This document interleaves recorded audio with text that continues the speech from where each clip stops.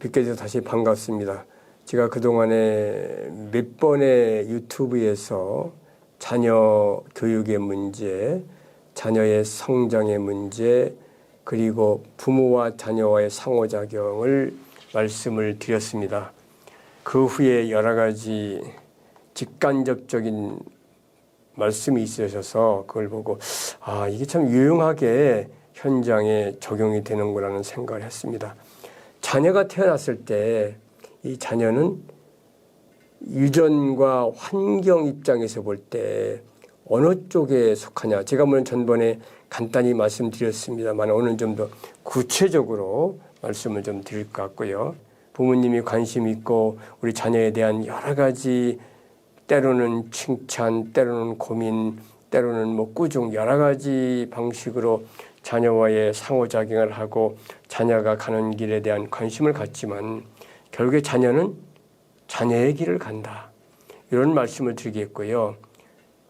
내 사랑하는 자녀는 유전 환경론 쪽에 입장에서 볼 때 유전의 영향을 많이 받았느냐 또는 환경에 의해서 결정되느냐 이 문제를 가지고 저하고 좀 제가 얘기를 하겠습니다. 자, 부모님의 입장은 어떠신가요? 내 자녀는 유전에 의해서 결정됐다. 아니면 내 자녀는 환경에 의해서 대부분이 결정된다. 어느 쪽이라고 생각을 하시나요? 가정 환경에서 여러 가지 일이 많이 있죠. 자녀가 무슨 일을 해서 혹시 잘못하면 이건 당신 닮았어.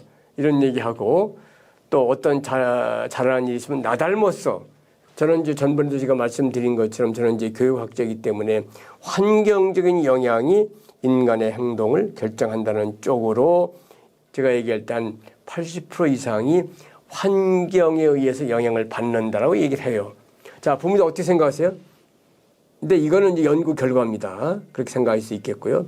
이분들 어떻게 하냐면 이제 90% 이상이 환경에 의해서 결정이 되고요. 특히 주장하는 것 중에 하나는 8세 이상 이런 얘기는 많이 하죠. 우리가 초등학교 들어가기 전까지 아이의 여러 가지 특성은 많이 결정된다. 태도나 학습적인 뭐 어떤 학습의 방법이나 또는 성격이나 많이 결정된다고 얘기하는데요. 이분들에 의하면 80세 이전에 75%가 결정이 된다라는 얘기를 하는데요. 이것이 맞고 틀린다라는 얘기는 오늘 하지 않겠고요. 저는 상당한 부분 50% 이상이 가정에서 자녀와 부모와의 상호작용에 의해서 결정된다는 것은 저는 믿고 그런 학설을 저는 주장하는 바입니다.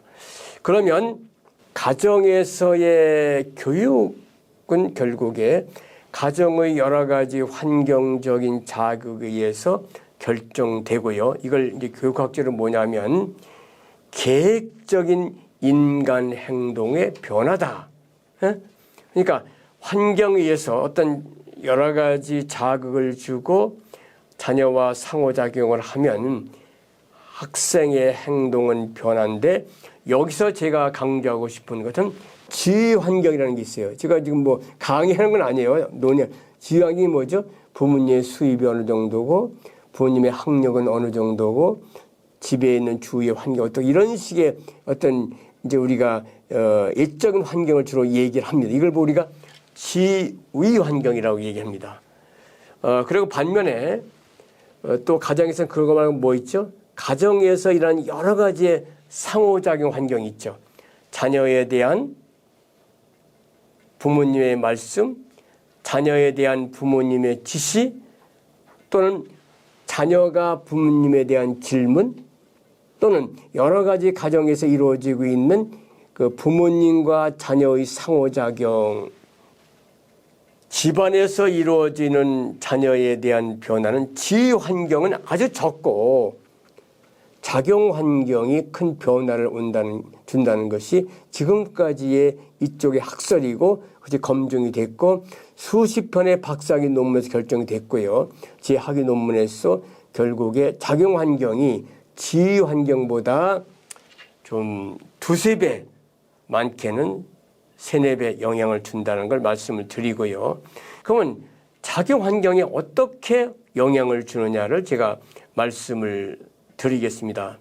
제가 연구한 작용 환경의 첫 번째는요, 아이에게, 자녀에게 지적인 어떤 요인을 우리는 생각을 해보자. 자녀가 지적으로 성장할 수 있도록 자녀에게 유용한 놀이는 할 수 없느냐. 물론 가정에서 이루어지는 여러 가지 상호작용이 꼭 이렇게 지적이다 이렇게 하기는 좀 힘들죠. 그렇지만 자녀에게 여러 가지 지적인 활동이 강화될 수 있도록 지적인 자극을 받을 수 있도록 주는 환경을 우리가 작용 환경 중에서 첫 번째인 자녀에게 유용한 놀이. 가장 중요한 것은 이런 활동 속에서 부모님은 가능하면 자녀에게 취미가 있을 거 아니에요? 취미가 어느 거냐를 확인하면서 그 취미에 자극을 줄 수 있는 어떤 지적 활동은 어떠세요? 또는 아이가 이제 부모의 지시가 아니라 스스로 계획하고 미래를 설계할 수 있는 지적 활동을 좀 강화해 주면 어떨까요? 자녀의 욕구 불만을 최소화하자. 자녀가 여러 가지 불안하고 불만족하고 그러면 당연히 아이는 정의적인 요인이 부정적인 거로 되죠. 말 한마디 하더라도 책망을 하더라도 이유가 있고 책망을 하더라도 아이가 받아들일 수 있는 그런 책망을 하자. 자꾸 아이에게 욕구 불만을 증대시키는 그런 건 좀 줄일 수 없을까요? 한마디 하더라도 아이를 기분 나쁘게 하지 마세요. 왜 이렇게 기분 나쁘게 해요? 그래서 책망을 하지 말라는 얘기는 아니고요. 책망을 하되 이유 있는 책망을 해야 자녀가 이렇게 기분이 나쁘지 않죠. 그렇죠?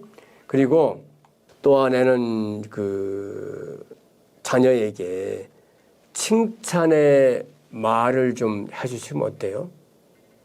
근데 이게 의미 없게 잘했다라면 안 돼요. 안 되고요.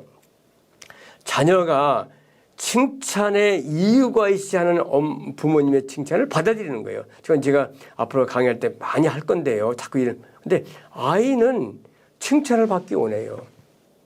누구나 그런 거 아니에요? 아무리 대단한 사람도 누가 옆에서 긍정적인 얘기해주면 기분이 좋고 그 행동을 하려고 하는 욕구가 커진다는 얘기예요. 그러니까 칭찬의 빈도를 무조건 하지 말고 이유 있게 조정하면서 상호작용을 이루어지면 어떨까? 성적에 대한 핀잔하지 마세요. 자녀가